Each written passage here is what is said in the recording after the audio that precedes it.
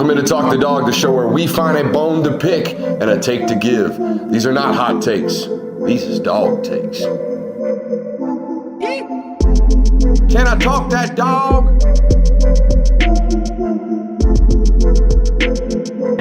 What's up? Really like that. You really like that?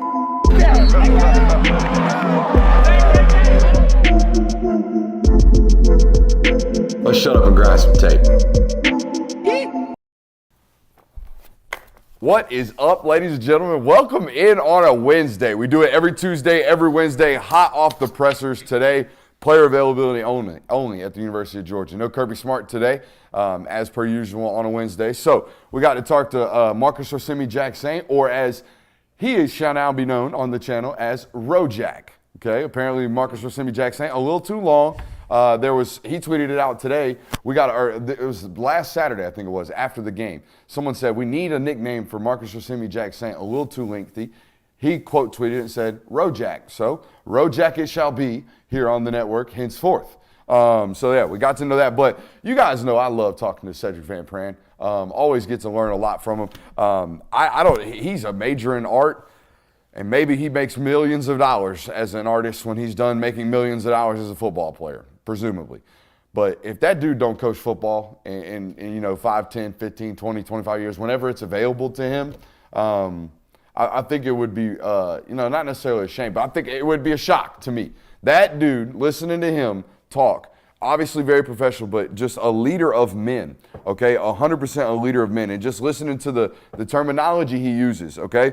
He was asked about Jared Wilson and asked about Dylan Fairchild and asked about the backup centers and Drew Bobo and how he helps those guys learn the skill set that is playing center in college and the terminology, individual skill set. That's what he said. He said, I reach them on their individual skill sets. I identify what they are good at, what they are bad at. Very detailed answer, okay? What they're good at, what they are bad at, and then I reach them on that individual skill set. They might be good here, and I might be good here, but with those differences, we might be different in that area, right? I might be good at something, they might be good at something, and then I help them where they're bad and try to take from them where they're good, essentially, as a football player.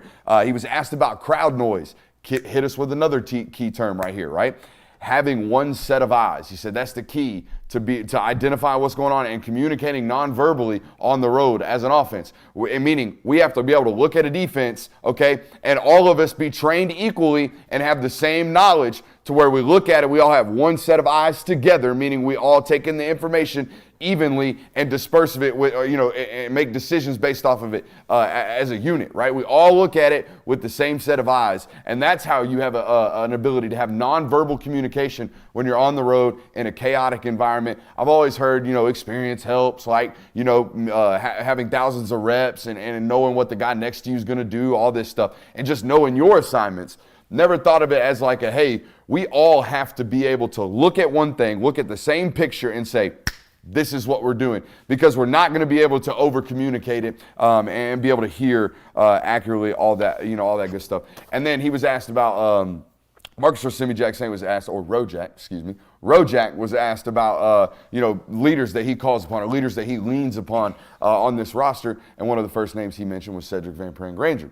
Obviously, SVP turned that back around on Rojack and said, actually, he's one of the guys that I lean on. He's one of the guys that I go to for a vocal presence during times of whatever, whenever we need those bits of voices in our locker room, and called back a moment, I believe, during the SEC championship game or whatever it was. But he mentioned we all take turns. There's not like one voice in the locker room. We all take turns, and there's a kind of a pass the rock type of deal.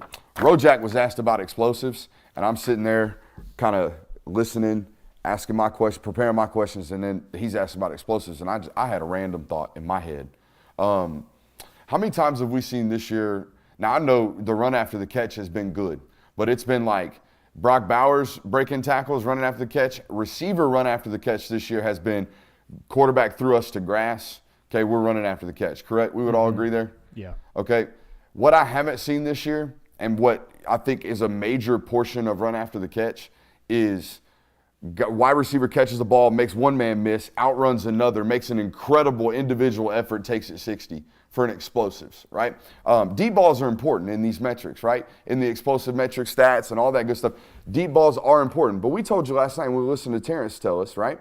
How many times a game are you really throwing the ball deep? Okay, about once a quarter. That's really all you're doing. Because, and even I listened to a podcast today. Jordan Palmer, a brilliant quarterback mind, was on Rosillo today talking about 3 to 5. Maybe 3 to 5 throws a game that are really going to be big, massive chunk plays. We've got to hit those, right? But it's not that many. And if we're only going to have 3 or 4 opportunities to throw the ball deep offensively, if that's what schematics of football really tell us over time, that's how most offenses are formulated.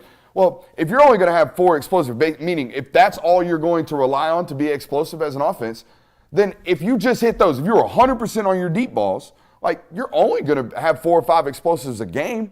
And that alone is going to put you at the very bottom of explosive metrics. The teams that lead the nation in explosive metrics are around 9, 10, 11, 12 explosives a game. They're really getting a lot of chunk plays, almost double-digit chunk plays in a singular game. How are they doing that if they're only taking 4 or 5, maybe 6 shots downfield a game? Well, there's your answer. They are elite in the runs after the catch. They are making individual efforts out on the edge in space, making people miss. In other words, as we talk about on this network, taking care of the +1, taking care of the +1 defender, the guy that is your job to beat. Okay, we've beaten all the other 10 guys by schematics or by effort plays or by blocks by our teammates. We've got to take care of the other individual efforts by ourselves.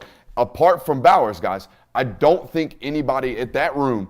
Marcus had a great one of these. The other day caught a hitch, right? Made the corner miss, took about 40 down the sideline.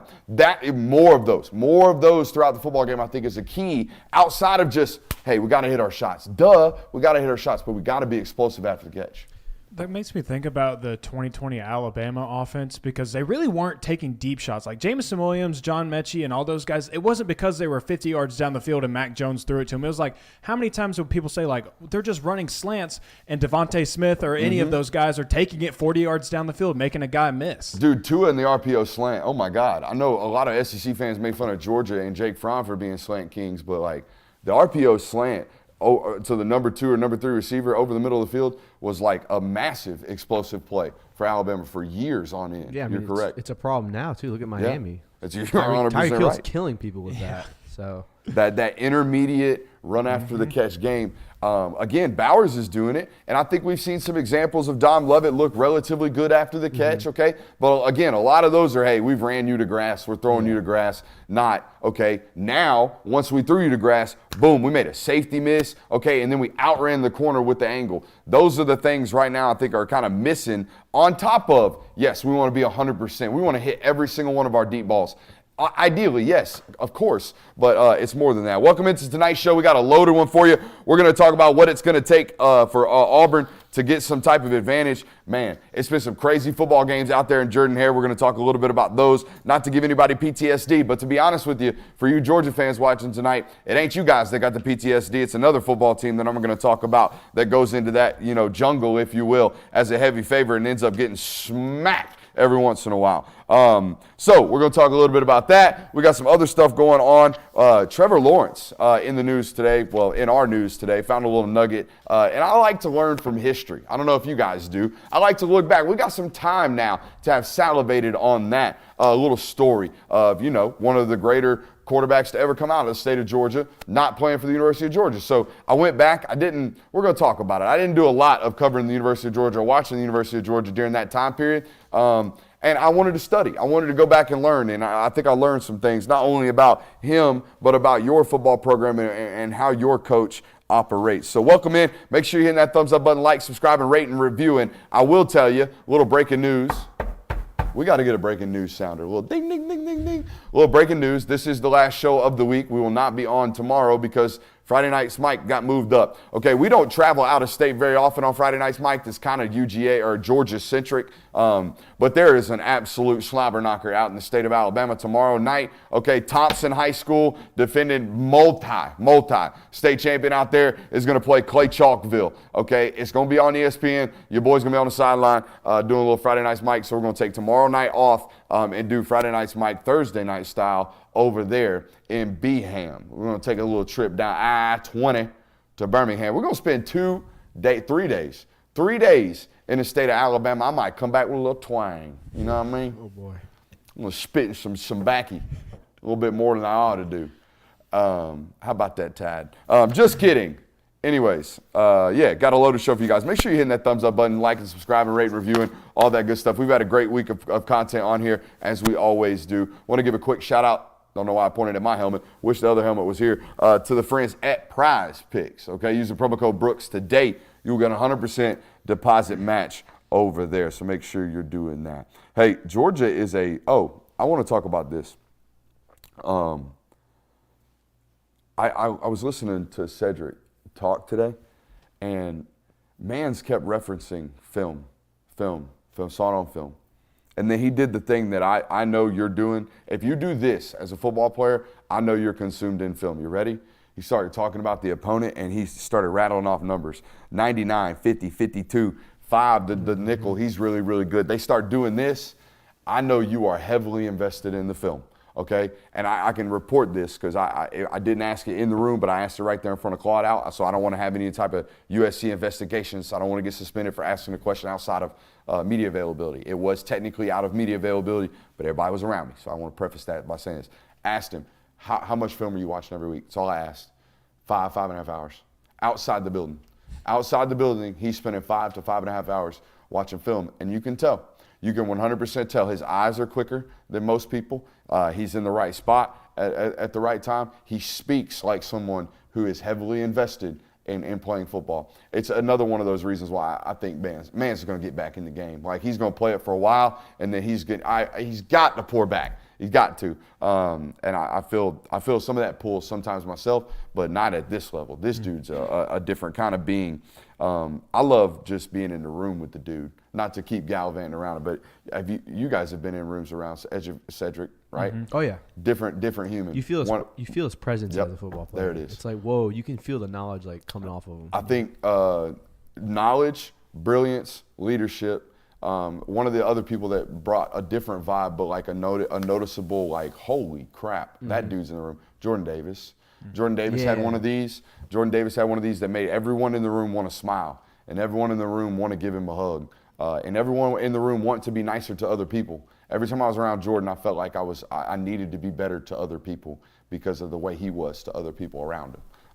So yeah, just a little bit of behind the scenes for you guys. I know you guys love the University of Georgia, and I love getting to cover them because I truly do enjoy a lot of the individuals, all of the individuals I've been privy to from a football player's perspective. A lot of tremendous humans that we get to cover. So shouts out to those guys. Hey, 14.5 points. I think it should be 21.5 point favorites this weekend on the road at Auburn. I'm going to tell you right now, we told you last night the stats of offensively how bad they are. When football teams are this anemic on offense, I never think they have a chance against Georgia. I don't care if it's played on Jupiter. Okay, if you got this anemic of an offense against Power 5 football teams, there is no telling what Georgia's going to do to you, okay?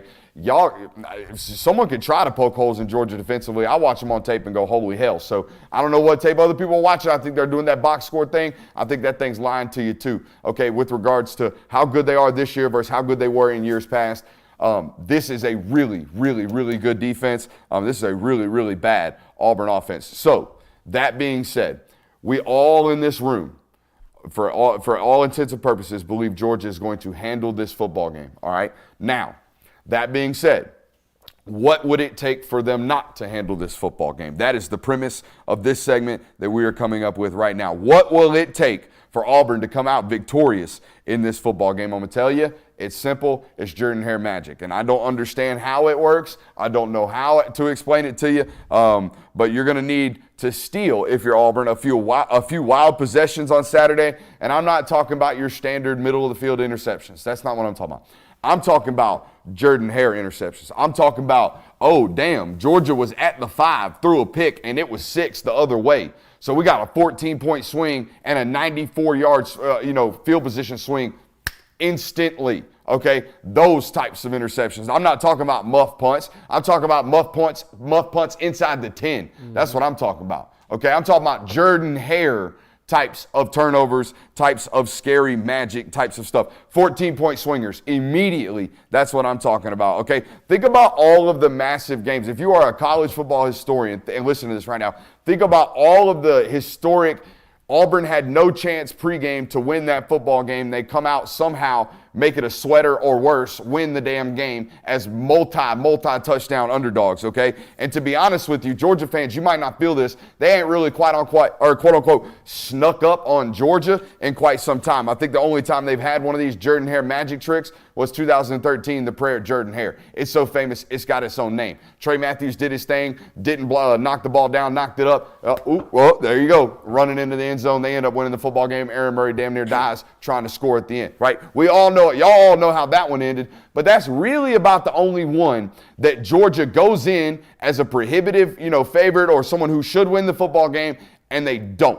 All right, there's the 2017 where you get blown out, but that wasn't really like sneaky. That wasn't Jordan Hare magic. They beat you that day, right? And there's a couple of examples of those in their history, but in their recent history, as massive underdogs playing teams that are far, far better than them, there are examples of some crazy, crazy stuff going on. You guys remember in 2021, Georgia fans might, because you had the Georgia Tech game that week, and what you guys do normally is you go watch the Iron Bowl, okay? So you remember how it operated. Auburn damn near sacked Bryce Young, or did sack Bryce Young 11 times in that football game, right? They gave him a sweater. All right, they hold Alabama to 10 points or 14 points in the regular or in regulation, okay, and make them force them to beat them in double overtime in that football game, right? Bama gave up 11 sacks, defensive-led performance for sure, right? Offense, TJ Finley, super anemic in that football game. Does that sound familiar? Defense had to hold them for 4 quarters. Energy, juice, stadium, getting them through. Okay, all the depth issues, all the concerns. Okay, 2021, they damn near got Bama. 2019, the last time, or before that, the Iron Bowl was in Alabama. They win a game 48-45, and they have these Jordan Hare magical, not just interceptions. I'm talking about stupid, crazy interceptions. 2 pick sixes for Mac Jones in that football game. Mac Jones' first kind of real start in that game, okay? They are outgained in that football game is Auburn. 515 yards to 354. Alabama had the ball almost 36 minutes in that football game and lost. Okay, that's the type of scary magic that can be available this weekend for Auburn. These were all bad football teams. In 2017, I'll give you credit, they were a good football team. This is the last time Auburn won a game as a severe underdog at their house in one of these scary magic games. That 2017, they beat Alabama and Georgia at home, and they were a good football team. Okay, so there is Jordan Hare magic to be available, but this is a bad Auburn team, and they're going to need all that magic. Yeah, I'm trying to think about it. There's never been a Kirby Smart team to lose to a team that just doesn't have an offense. It's always been high-flying, high-powered offenses. Bro, you got the chicken tenderloins in the fridge. Yeah, I got chicken in the fridge. What's wrong with that? That's wild. Bro, I got post-game meal, bro. Post-game meal. Got to. Meal. Speaking of post-game meal, no, that's too off topic. Never No, mind. go ahead. So I was watching this video, and it was the Players Lounge interviews with, I think it was By all means. Jackson Meeks, Kamari Lassiter, and someone else was in there. I can't remember who. They were asking about what was your favorite post-game meal, and Kamari Lassiter says he eats Waffle House, and he gets smothered, covered. Traditional. All that good stuff. Jackson Meeks says he doesn't eat after games, but that if he does, he eats pasta, and he said he learned this from A.D. Mitchell. You put honey in your pasta. Yo, that's wild. 2 things. Not eating after the game. Are you insane? That's what they were like, bro, you don't that's eat. when you got to grind. He said, I ain't hungry after the game. But yeah, he he says he needs puts to- honey in his pasta. He was eating too much on the field, I guess. I guess so. Yo, that's wild. The Waffle House is a go-to. Everyone knows that. Wendy's. I like a good moist Chick-fil-A that's been sitting in that wrapper for like a good. I like 2 or 3 of them. Like after a game, I'm scarfing. Yeah, there's nothing No better. sauce needed either. Yeah, I'm straight to the dome. Post-game meals where you're hungry or you'll eat anything and you'll eat a cold Chick-fil-A sandwich, that just hits different. Oh, no, does. it definitely does. So what were we talking about before we got to this delicious Talking about topic? how Georgia's never really lost a game under Kirby Smart when the team has a terrible offense. Maybe if you go back to 2016 when they lost to Vanderbilt. Mm-hmm. But since 2017, there's never been an instance where I can think they lost that game despite having their opponent had a terrible offense. Kirby Smart kind of set the tone for this rivalry in 2016. Georgia was the underdog when they came to play Georgia in Sanford Stadium. And they basically – they won the game because Maurice Smith, a transfer from Alabama, caught a pick 6, and that was the only touchdown Georgia scored that game. I think the final score was like 10-7 or something like that, 13-7. I think the final score was 13-7. And so you're talking about bad offenses, especially bad Auburn offenses. They have never gotten Kirby Smart or Georgia. I mean, again, recipe for success for Auburn, it has to be that. It has to be 14-10. Like, it has to be absolutely just ugly. Drag them into the swamp and just sit on them, and that's it. You know, run, punt. Run, punt. I mean, and design up an absolute winner every once in a while. Here's the thing. I went back and watched the A&M game this morning, or not all of it, but I went and watched some of it because, it was dreadful to watch. How many times did you watch the Jimbo play? Not that many. But I went looking for one thing in particular because I heard Hugh Freeze say it after the game. We got to find a quarterback to hit the guys open because there were guys out there running open. So I went looking for guys running open, and there were some guys running open. So Texas A&M pressured them highly, or successfully. I wonder how much Georgia's going to be able to get after them Saturday. But I don't think it matters because it sounds like it got so bad that they were obviously seeing guys run into grass from the box so much that Holden Garner got in there, the sophomore, the third string. I mean, they are reaching for straws at this point at Auburn when it comes to quarterback play. So it's not just everything around them is not great. It's the position is bad. The position at quarterback, the play at the position is really, really bad. So that being said, if you're going to play some type of 14-10 game, if you're going to play some type of 17-12 sweater and get out of here with the win being Auburn, and if Georgia's going to lose this game, which I think if I were to set a probability at this happening, I'll put it at I think Georgia's got a 92.9% chance of winning this football game. What's that, 7.1? That 7.1% chance lies in this quick math. That 7.1% chance lies in this. I do think Auburn runs a ton of zone defense. That's why they're turning teams over so much. Tipped passes, confused looks for the quarterback, a lot of patting the ball, stuff like that. So I think crowd noise early. Maybe you throw a bunch of confusing looks, zone pressures, okay? Make sure the quarterback not only doesn't know who's coming, but where they're coming from and where the replacements are, right? Zone blitzes, if you play a lot of Madden, zone blitzes are a lot of, hey, we're going to bring pressure from the left or from the right or from the middle, right? And we're going to replace that coverage, if you will, with the other side, right? We're going to essentially slide all the zone coverages and all the zone blitz and pressures that way. It's not like man pressure. Man pressure is the guys nearest the box are coming. Everybody outside the box is going to guard whoever they're standing in front of, right? Zone blitzes are very much so, I'm bringing pressure here and I'm replacing the coverage there. So a lot of window changing, if you will. So if I'm going to take a quarterback who is trying to play on the road for the first time, going to bring a lot of zone pressure, is going to try to confuse him that way while also getting home. Getting home is important. So if Georgia can't protect early, that's something that I would be concerned about. Concerned about in general. If you can't protect the quarterback, it's something you need to be concerned about. But that's my recipe. Be as complex as you possibly can from the very get-go of the football game. And obviously, as a home underdog, like Missouri last year, I think not only do you need a bunch of turnovers in this football game, you need them early. You need them like first, second possession to get some and get some points on the board. What is a recipe for you guys? You want it? I'm going first. All right. One of the things that I put was Auburn has to get pressure on Carson Beck because on top of playing zones, you got to get pressure on him. But kind of like you said, and not necessarily know where the pressure is coming from, make him feel a little rattled in the pocket to where he does not feel comfortable to just stand there and sit in the pocket. And then Peyton Thorne needs a career day, or at least one of their quarterbacks. If they do make the switch to Robbie Ashford or Peyton Thorne ends up being the guy to go for it, they got to play dang near perfect. I said Auburn needs at least 2 Are You Kidding Me plays. Are You Kidding Me plays like in 2019 when Alabama lost. One of those Mac Jones interceptions, if you remember, they were in the red zone, and he threw it off a guy's back, and that's what the pick six led to. You need plays like that where you just go, are you kidding me? How did that happen? Auburn needs 2 of those to win. And then obviously get a short field off turnovers. You got to stop Georgia in the red zone, make them settle for field goals, things such as that. The basics, but it's always the "Are you kidding me" plays that make a difference. Kick six, prayer at Jordan Hare, things like that, where you just go, "There's no way that play should happen." And does Georgia only have one of those? I know we're the young show, by the way, so I know people listening to this are not going to know it, but are going to know it, and they're going to get onto us. Are there multiple of those in Georgia's history? Like against them? Against Auburn. Oh, against Auburn. I'm talking about like plays like the prayer of Jordan Hare against Auburn.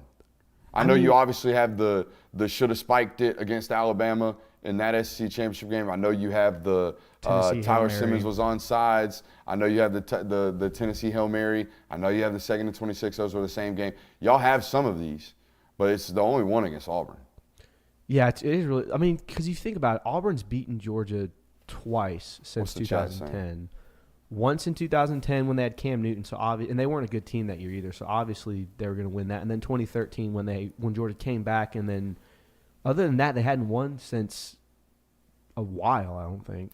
So I know Deion Sanders kind of reset the market for college coaches' innovations with his speakers rolling around at practice last week before the Oregon game. But, dude, I've been up there the last 2 days for media availability.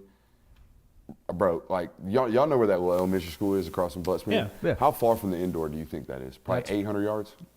Oh, Yeah, that sounds about right. yeah. About 800 yards. Yeah, that sounds about right. Right? So incredibly loud. Apparently they blew the speakers in it. They did. They blew the speakers. Kirby already had it. He blew them last week, by the way. They've been doing crowd noise, he said periodically, but this is the first time I kind of heard it. And they've been doing it every day this week. Dude, I asked Marcus Rasumi Jack, Road Jack. You're making it even longer. I know. Now. You said the full name, Marcus then you Rasumi said Jack it. St. Road Jack. I asked Road Jack about it, like, hey, in comparisons, how loud is that indoor when he cranks that thing up in comparison to other stadiums? And he said it's the loudest thing he's ever been in. Like, it's so loud. I can't explain to you how loud it is. Like, it sounds like you're standing next to Sanford Stadium from 800 yards away. That's what it sounds like. And they're enclosed. So all I'm hearing it through is like whatever door is left open, by the way. So it's nuts. They're going to be prepared for the noise. And Kirby mentioned this. They'll be prepared for the noise. What they don't know if they're going to be prepared for is the noise and the live bullets. Because I texted you guys this today. I don't care how good Georgia's, second team unit is and how it is talked about. They have the best scout team in the country. We all know this, right? They got guys like Raylan Wilson probably down there taking reps on the scout team defense. That's nuts. Okay? They got guys, dudes, Damon Wilson out there taking reps, okay, for the scout team. We know this. They're as loaded as can be, and they're probably as good with their 2 and 3 deep. It's really the 3 and 4s. They're probably as good with their 3 and 4s right now defensively as Auburn looks on paper defensively. Okay, that's not a wild statement. I don't think that's crazy. They've recruited. They're turning their roster over. It might not be that statement 2 years from now, but it is right now. But I can't explain to you, and I'll try, but that's my job. They might be great on scout team, but as good as that scout team can possibly give a look, they can give 110% in that building this week under that crowd noise. It's only possibly going to be about 85 to 90% the look that they're going to get on Saturday when the bullets are flying. Because guess what? What you can't simulate, and what I've always failed to be able to quantify, and you'll never be able to quantify, is the juice that those 4 guys get, those 6 guys get in that box that play that kind of brand of football. That war in that box is a different game than what those dudes play out in space. I can't simulate the juice those dudes get from 89,000 people screaming their damn head off. I cannot ever simulate that. And you know who else doesn't have it? The Damon Wilson getting a jump off the edge just because it's loud as shit in the building. Just because he's out there getting pumped in fake crowd noise doesn't mean he's got the juice that number 9 is going to have from Auburn on Saturday, or number 99, or number 5. So that's the answer. We can pump as much fake crowd noise as we want in there. What's it going to be like when that dude's got all that juice and all that energy coming off the edge, and you got a different, kind of timing with you because the snap count's different? Yeah, I mean, I think that's kind of a given because if this crowd noise – if simulating crowd noise made home field advantage just completely ineffective, you wouldn't have home field advantage. So you see it Correct. most every time. There's teams that handle it better. I think Georgia does handle being on the road better than some teams. But like you said, when the bullets start flying and you're going against other guys and you're like, oh, wait, this isn't practice anymore, this is the real deal, there's that mental block where you have to get over just a little bit. All right, which historical story do we want to talk about first? Kirby punching a locker or Trevor Lawrence? I want to talk about Trevor Lawrence because I found some interesting stuff. Yeah? All right, so I don't know how you want to do this. You want to hold your stuff or do you want to throw your hand up in the middle of my stuff? to give me your stuff. This is probably just something good to add at the end, I would say. This is something good to add at the end. So you're going to hold your stuff till the end. All I'll right. hold my stuff. Just hold your stuff over there. All right. So the Trevor Lawrence story. I told you, I was messing around on YouTube. So here's how my job works. I'm always scanning the internet for news, notes, things to write about, things to talk about. That's my job. So if you want to ever facilitate and give me a little alley-oop, hey, my Instagram DMs are open, my Twitter are not. So this is the same one. So if you ever find something that should be covered, I shouldn't have done that. Just, hey, hit me up. Hey, well, check this out. This is a cool story. One of these. I'm scrolling through YouTube today, and my feed hits me with a video from the Pivot, okay? It's our guy Fred Taylor sitting down in Jacksonville with Trevor Lawrence, okay? And the title says, Trevor Lawrence explains why he chose Clemson. So immediately I'm like, let's go check that out, right? This interview was about a month ago, I believe, or maybe before the season, right before the season, things like that, okay?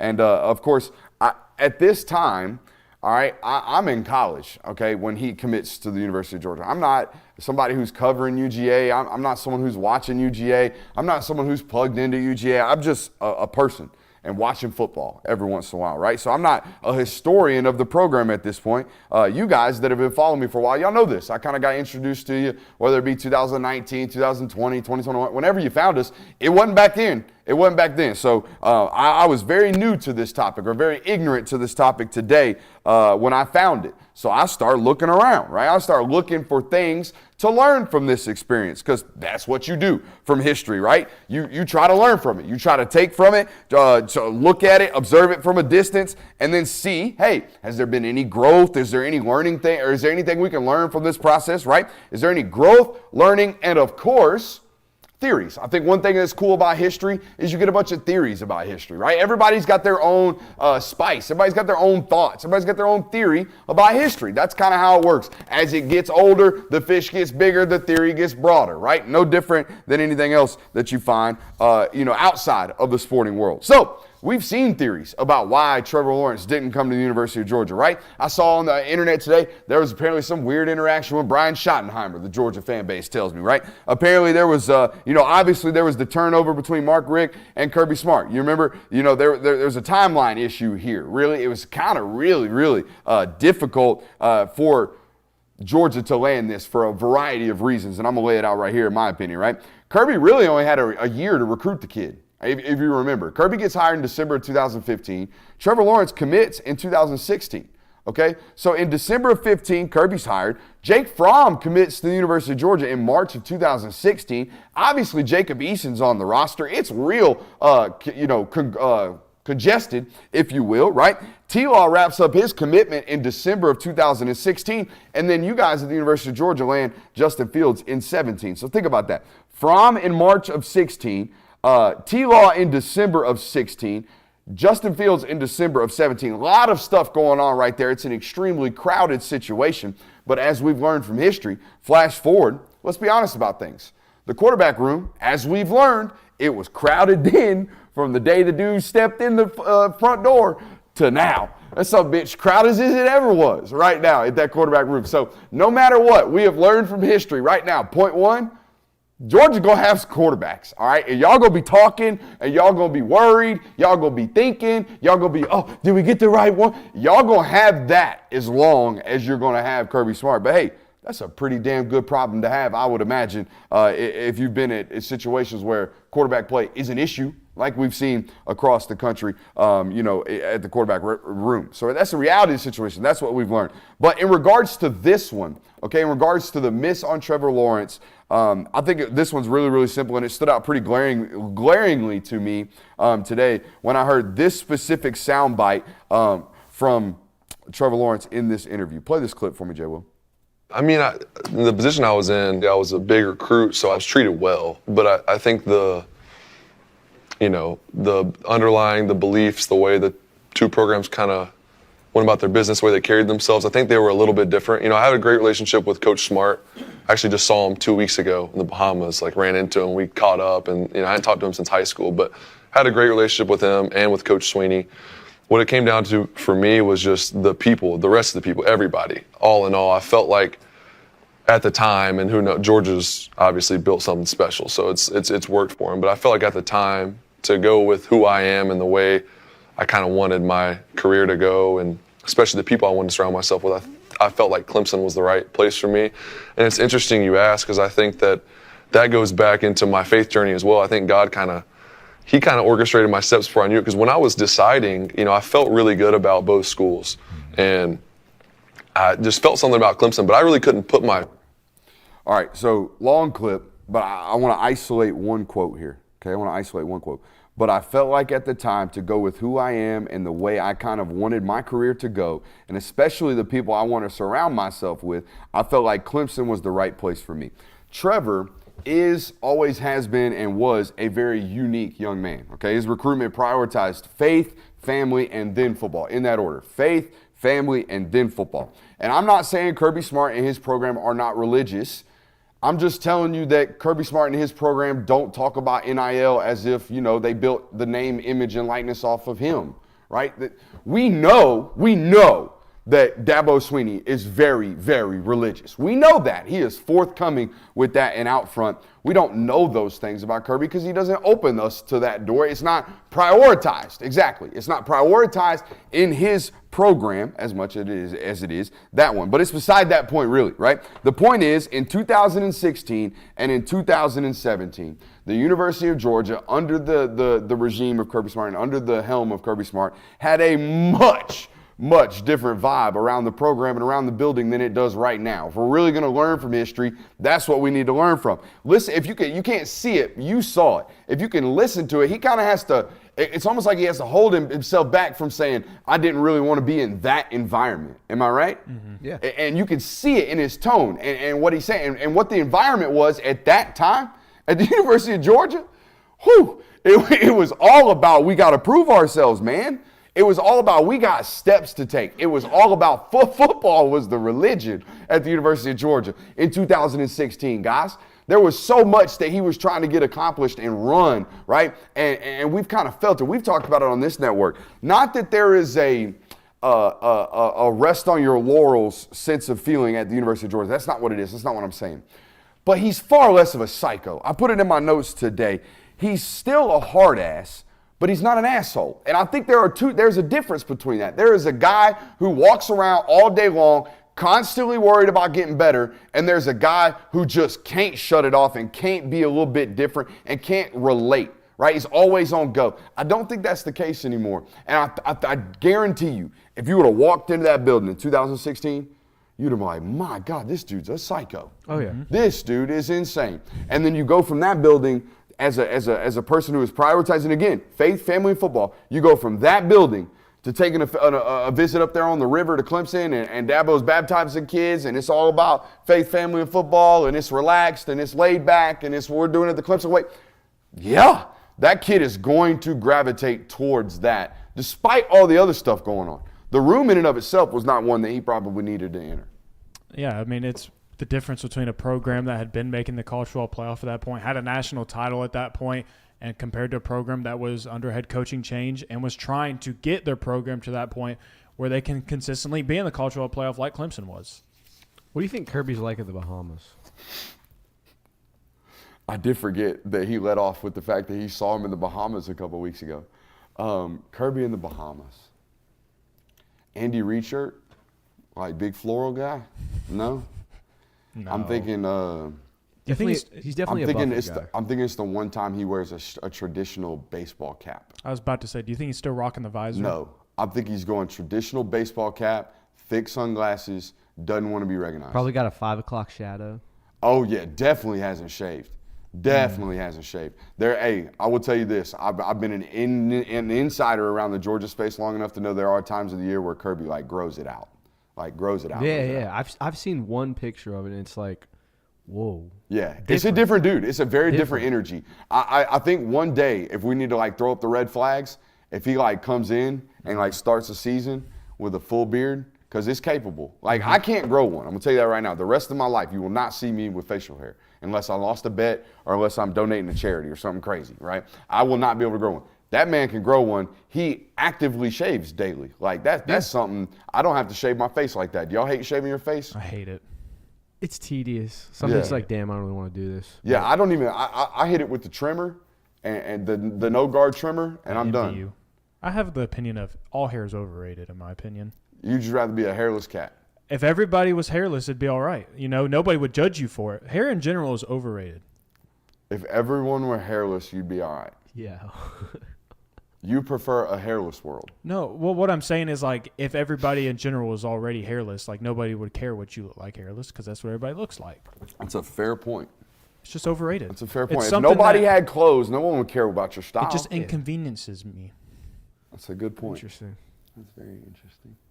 You want to talk about Kirby punching a locker? No, I want to talk about this real quick because Okay. I had to save my. Oh, thing yeah. for the end. You had to hold your stuff. So been I holding wanted his to. stuff, You've been man. holding Yeah, your but stuff. hold Dump my your stuff over here. Let all your right? stuff go. So I wanted to look. You might already know this because you kind of you follow recruiting and whatnot. But I wanted to go back to the 2018 recruiting class, specifically the quarterbacks this year, just to see what that class looked like. Because knew about Justin Fields, knew about Trevor Lawrence. There's some JT Daniels? JT Daniels was right behind him. He was number 3. Gatorade Player of the Year that year.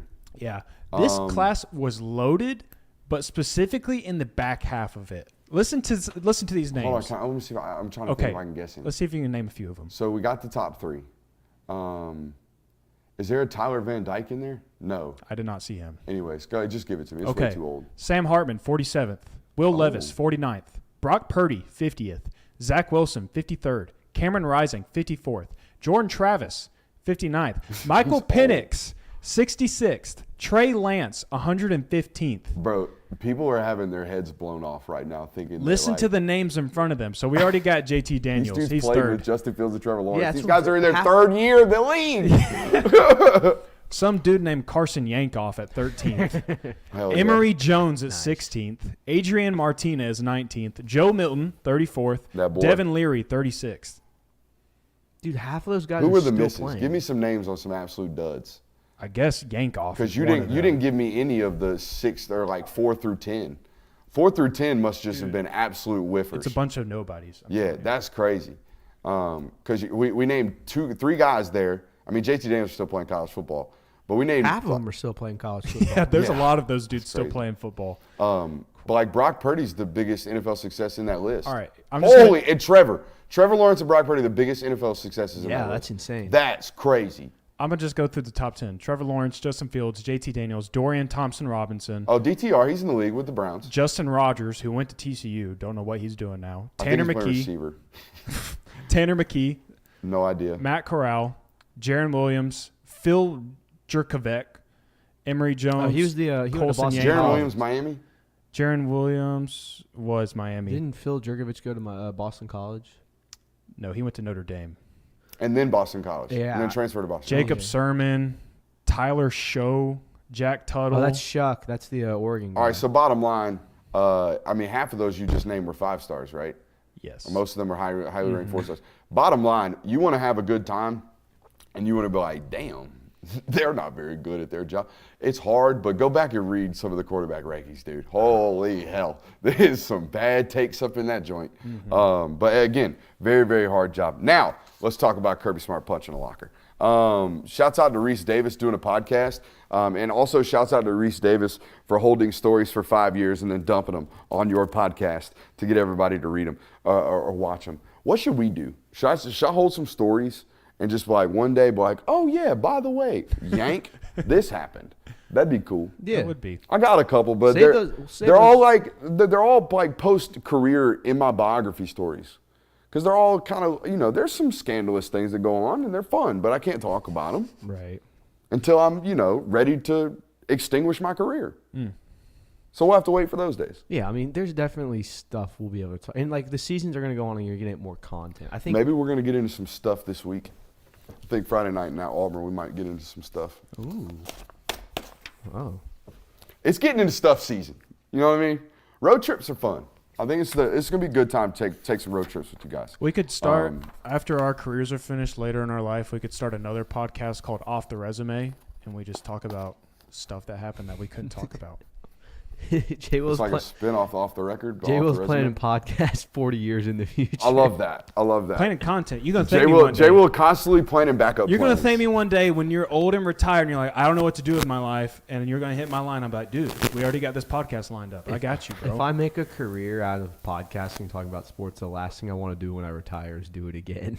You say that. Hey, Your hair, I've seen your hair is naturally dark, but you got some Ryan Day claims in the chat. Stick, you better be glad that I like you as a person, because otherwise Well, I'd be Ryan coming Dye after you. action? Right? Man, That black curtain that's- behind you doesn't do me any that good. hits me deep. Man, you have extremely dark hair. It's not dyed. I've been it's around not. you for a long time. It's not dyed. In fact, I think I noticed a gray in it the other day. I do. Yeah, I do so have it's them. not. It's naturally just really dark. Not that we're self-conscious about hairlines or hair colors around here at all. None of us, right? No. Nah, No, no, not at all. Not at all. Hey, Kirby Smart punched the locker back in 2018. Let's talk about it. Probably wasn't because of the receding hairline, because it's holding strong for the man. He must got good genetics. Lucky him. So they were talking about Ryan Day, obviously going after Lou Holtz and all that good stuff. Going after the head man, the 86-year-old, and then obviously Wazoo's head coach went after Lee Corso this week, and I think that one kind of went by under the wayside. Not a lot of people talking about that one. It's But Wazoo. yeah, what? It's Wazoo. Yeah, it's Wazoo. Anyways, Reese Davis recalled a story, obviously talking about coaches and the emotion that they are going through. And what more emotional moment as a coach than losing a national title? Okay, and that is the moment we are recalling right here. And I'm just going to read from the podcast today, and I kind of want you guys' thoughts. I don't really have thoughts on this. I just thought it was a really cool story that we should share with the audience. Quote, in the national championship game for the 2017 season when Tua hit Devontae Smith and Alabama won in walk-off fashion, in the aftermath, I was doing various hits, and Kirby Smart had given his news press conference. And then Kirby stopped by, and we talked briefly. And he was handling it as a consummate pro and gentleman that he is, Davis stated. Obviously disappointed, obviously crestfallen at being that close to a championship and having to get away, and he's handling everything just as you expect a coach of his caliber, showing the disappointment but controlling the emotions in front of the media.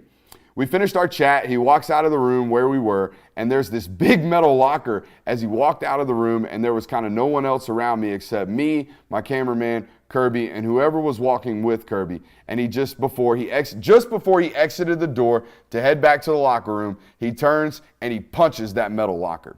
An emphatic statement of an emotional Kirby Smart at that moment. I've been in that locker, or I've been in that stadium. That's Mercedes-Benz that he's talking about right there. Yeah, those hallways are very wide. Those hallways are very loud. And it's immediately like from one media room scrum, maybe 40 yards of emptiness right into the locker room. So you have very little time as a football coach and as a CEO in that moment to show emotion before you walk into a room who, by the way, is already like in rebuild mode. Like coaches at this point have already, they talk about it all the time, how far behind the schedule they are. So yeah. So Why are you laughing?